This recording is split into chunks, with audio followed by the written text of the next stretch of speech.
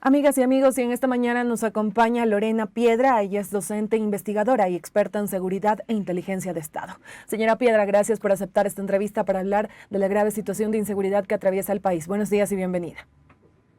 Buenos días, Elba. Te agradezco por la invitación y quisiera extender un cordial saludo a tu distinguida audiencia. Gracias por considerarme. Gracias a usted por su tiempo. La grave situación de inseguridad que atraviesa el país parece un tema de no acabar. La población denuncia el tema en redes sociales y hacen plantones pidiendo más seguridad. Salen a las calles con miedo y aseguran ya no aguantar tantos casos de sicariatos y robos. Frente a esto, el gobierno ha tomado decisiones como son autorizar el porte y tenencia de armas para uso civil, y anoche el COSEPE recomendó al presidente Lasso emitir un decreto para definir las acciones para enfrentar el terrorismo, incluyendo el uso de armas letales. ¿Qué lectura le da usted a estas decisiones? Muchas gracias, Elba. Aquí tenemos algunos elementos. En primera instancia, que es verdad, después de la pandemia, la situación de seguridad empeoró mucho. La ciudadanía dejó de hacer presencia efectiva en los espacios públicos y, claro, ante la ausencia, ¿no es cierto?, de ciudadanía en los espacios públicos, estos espacios públicos fueron ocupados por una serie de dinámicas delictivas. Y también tenemos otro fenómeno, ¿no?, que es que desde que el presupuesto general del Estado bajó de manera dramática, ¿no es cierto?, por temas de que bajó, entramos en crisis, bajó el precio del petróleo internacionalmente, menos ingresos en ese sentido, bajo crecimiento del PIB, el dinero disponible para hacer funcionar el Estado también escaseó. ¿Y esto qué significó en lo concreto?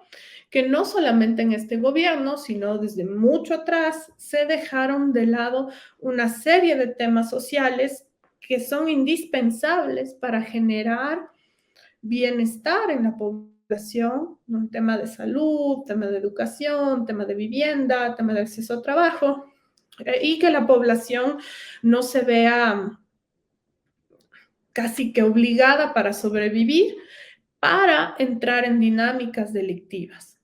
Hay una serie de lugares que han sido tradicionalmente abandonados por el Estado, de estratos sociales, incluso dentro de las ciudades. No solamente hablamos de lugares fronterizos, sino algunos sectores, barrios, ¿no es cierto?, que por lo general tienen mayoría de población afro, indígena, quintiles muy bajos de la población que están completamente fuera del sistema, cientos y miles de personas sin trabajo, y esto hace que genera las condiciones para que las estructuras de delincuencia organizada vayan cooptando ciudadanos y ciudadanas y les hagan entrar en dinámicas delictivas que además funcionan muy bien, desde el tema económico, ¿no?, que le garantizan a la persona tener ingresos si no tenía trabajo, que garantizan por consecuencia de las dinámicas de cuidado de las propias organizaciones criminales, que alguien vea por sus hijos, que alguien vea por personas con discapacidad que están dentro de sus familias, si es que fallecen, que también son las promesas que se ligan a las personas que ingresan a las organizaciones criminales. Y esto es un serio problema porque ante la retirada del Estado causada por el desfinanciamiento, tú tienes estructuras de delincuencia organizada que se enraizan en las poblaciones, que se enraizan en el tejido social y que generan esta dinámica violenta. Ahora, esto es un problema estructural de base que asimismo necesita ser afrontado de la misma manera. Las medidas que está tomando el gobierno nacional alrededor de hacer algo, ¿no es cierto?, para solucionar lo que estamos viviendo en el día a día, la población vive con miedo, son un poco la respuesta ante la presión de la sociedad, pero son paños de agua tibia. Doctora Los Piedra, estudios que se han realizado en otras circunscripciones no te dan una relación causal positiva entre involucrar a las Fuerzas Armadas y mejorar en temas de violencia. Doctora Piedra, y en este caso, este tema de aprobar el uso de armas letales contra terroristas, que también se ha señalado esta palabra en el comunicado que dio a conocer el COSEPE, ¿qué implica? Ya. En este sentido, yo quiero primero dejar en claro que no estoy criticando la posición de las Fuerzas Armadas, porque nosotros sabemos que son una entidad obediente y no deliberante, tienen que seguir la política pública que se establece desde el presidente de la República. Y tampoco estoy transfiriendo esta responsabilidad al general Paco Moncayo, ¿no es cierto? Que es una persona a quien yo respeto mucho, un socialdemócrata con una línea social súper clara y que entiende bien el fenómeno. Sin embargo, ¿no es cierto? En la gran mayoría de la población ecuatoriana, la urgencia por mejorar las condiciones de seguridad nos está llevando a activar prejuicios y nos está llevando a creer que con violencia solucionamos el problema de violencia que tenemos por detrás. Lastimosamente, en la sociedad ecuatoriana sí está presente esta manera de entenderle al otro como un otro que es malo, como un otro que rompe el contrato social y sobre el cual yo no tengo mucho que hacer al respecto, sino lo que quiero hacer es mandarle a la cárcel, alejarle lo más que pueda, y si lo matan en la cárcel, pues no es mi problema, mejor me libré del indeseable, ¿no? Creemos en el fondo que con violencia se soluciona el problema de violencia que tenemos. Y esto es tan humano, ¿no es cierto?, que lo mismo o en condiciones similares, ¿no es cierto?, se ha dado en Colombia, se ha dado en México también. Y tenemos que entender cuál es el verdadero mensaje que se está transmitiendo al respecto. Cuando esto se hizo en México, el mensaje que se estaba dando a la población es: la policía está tan corrupta y es tan incapaz de manejar el problema que necesitamos que las Fuerzas Armadas estén ahí. Al convertir, ¿no es cierto?, en grupos terroristas a las estructuras de delincuencia organizada y en base a esta justificación autorizar el uso de la fuerza letal, el mensaje que estás mandando por detrás es justamente este alrededor de la policía, y estás dando una respuesta que va a dejar a la gran mayoría de la población ecuatoriana bastante tranquila, diciendo que bueno, al fin van a tener mano dura con los delincuentes. Lastimosamente, este tipo de intervenciones generan muchas muertes no planificadas, consecuencia del fuego cruzado. Ya hay niños y niñas falleciendo a consecuencia del fuego cruzado entre bandas criminales y la policía, o solamente entre bandas criminales. Y eso hablando de poblaciones que obviamente van a estar completamente ajenas a la dinámica delictiva, porque un poco cuando las personas fallecen, las narrativas estatales dicen: no, pero es que bueno, falleció a consecuencia del fuego cruzado, pero era criminal, por lo tanto esa vida vale menos, no interesa que haya fallecido. Todas las vidas humanas importan, pero ya cuando hablamos de niñas y niños, ahí sí estamos hablando de seres humanos, ¿no es cierto?, que no tienen absolutamente nada que ver con ninguna dinámica delictiva, sino que más bien son víctimas.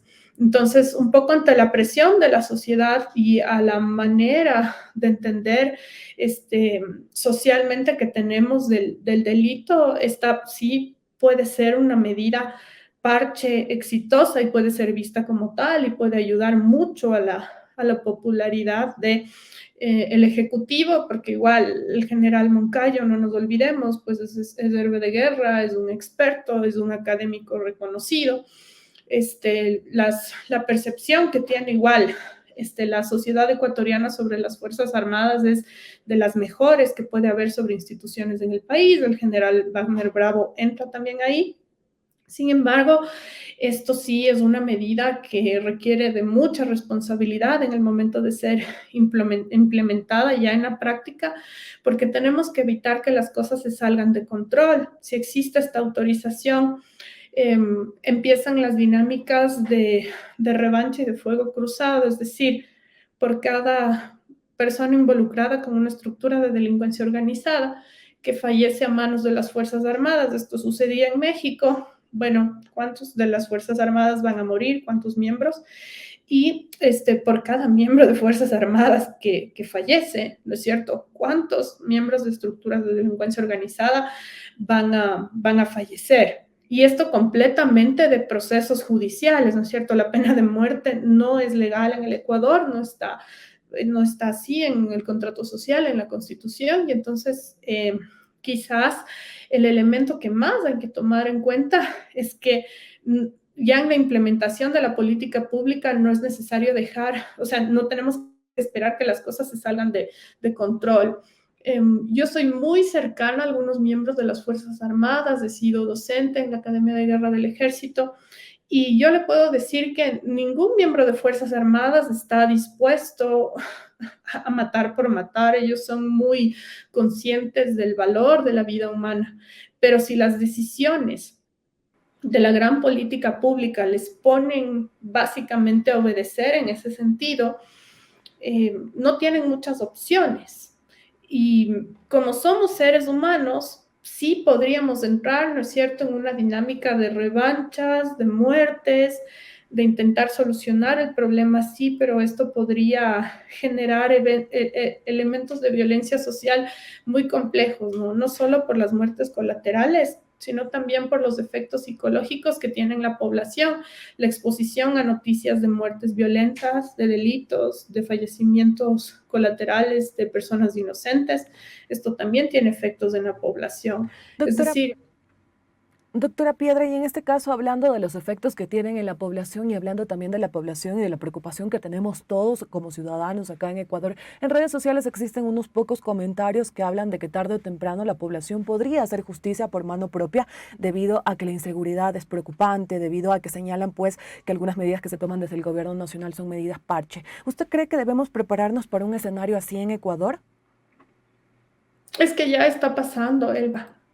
En la provincia de Los Ríos ya hay grupos que hacen justicia por mano propia. Estas cosas no se hablan, o sea, no se dicen en los medios de comunicación, pero ya está pasando. Es como que hay muchas autoridades que prefieren hacerse de la vista gorda y decir esto no está pasando porque no es políticamente rentable para nadie. Hay también actores sociales que prefieren que esto no se visibilice, pero ya pasa. Está pasando en la provincia de Los Ríos. También en Cuenca hemos tenido una serie de eventos, ¿no es cierto?, donde infractores de la ley terminan violentados en sus derechos de manera desproporcionada, donde ya la ley no se cumple, ¿no?, las garantías de derechos, y eso es gravísimo. Entonces, sí estamos ante un escenario complicado, pero medidas como las que tenemos, solamente las que se han tomado ahora, solamente tendrán un efecto de contención parche durante un tiempo si no se modifica la gran estructura social en el Ecuador. O sea, creo que esto que nos está pasando es un momento para pensar cómo vamos a hacer para modificar la dinámica que genera tanta desigualdad en el país, tanta pobreza, tantos niños y niñas con desnutrición crónica. Por ahí debe estar el accionar del Estado si es que queremos que esto tenga soluciones de largo plazo. Es difícil que la población reaccione bien ante este tipo de discursos. Yo te estoy hablando de la gran población en general, porque quizás lo más fácil es señalar a este otro ecuatoriano, ser humano con el dedo y decir, ah, es que eres un delincuente, es que eres un indeseable, es que no te quiero cerca y yo qué sé. Pero hay un montón de violencias sociales que hacen que a veces las personas no tengan más opciones, ¿no? Entonces, yo creo que es un tema estructural de la sociedad que debe ser replanteado y que mientras menos dure la autorización de que las Fuerzas Armadas entren a cumplir estas funciones que se les ha asignado, será mejor, porque luego el mismo proceso de contaminación que se dio en la Policía Nacional y que ya ha sido implícitamente aceptado por el Estado, se va a dar dentro de las Fuerzas Armadas. Precisamente lo que les hace a las Fuerzas Armadas mucho más impermeables ante intentos de penetración de estructuras de delincuencia organizada, ante este tema de contaminarse, es que se encuentran aisladas de la sociedad civil, que son fuerzas armadas, mientras la policía es un cuerpo civil que está en contacto con la población. Entonces, son medidas que tienen que ser implementadas con mucho cuidado porque hay que cuidar a las Fuerzas Armadas.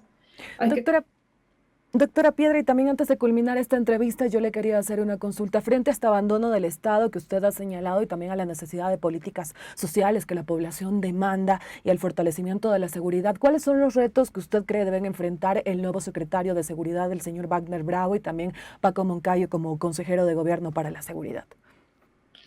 Yo creo que ahí, bueno, tenemos una fortaleza porque el general Moncayo entiende bien la dinámica de los gobiernos autónomos descentralizados y hay que hacer un trabajo desde los gobiernos autónomos descentralizados, articulando el trabajo en territorio para generar el retorno de la sociedad civil, el control de los espacios y solucionar desde lo micro los problemas macro. Necesitamos también este, el articular una política criminal desde el Estado central, ¿no es cierto?, que dirija esto, pero que aterrice en los GATS y que sea capaz de superar un periodo electoral, un periodo de gobierno. Creo que es súper necesario hacer eso y al menos desde el general Moncayo yo veo una persona que va a ser capaz de implementar esto porque tiene la trayectoria, el conocimiento necesario, la experiencia para poderlo hacer. Ahora, las brechas que se dan entre lo que uno piensa hacer y lo que realmente pasa son enormes, ¿no? Y tenemos un escenario muy complicado. Como sociedad civil tenemos que activarnos, tenemos que empezar a pensar más en cuidar los espacios públicos, en ir a los parques y hacerlos habitables otra vez, haciéndonos responsables de nuestra seguridad también, ¿no es cierto? Y no dejar todo el problema al Estado, ¿no? Porque el Estado ciertamente no tiene la capacidad de afrontarlo, sino trabajando en conjunto. Y tampoco dejar toda la responsabilidad al gobierno central o a las Fuerzas Armadas o a la policía, porque no tienen la capacidad. Esto es un trabajo que tiene que hacerse de manera conjunta. Eso te podría decir, Elba.